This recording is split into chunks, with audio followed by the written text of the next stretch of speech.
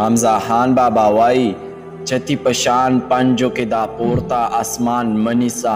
چرک پشان وزر ډټ په دیوال او دالان منیسا سوچ فکر احتیاط ځان سره مل کړه پسې منډه کړه لاره کې د غل په شک شریف د ګریوان منیسا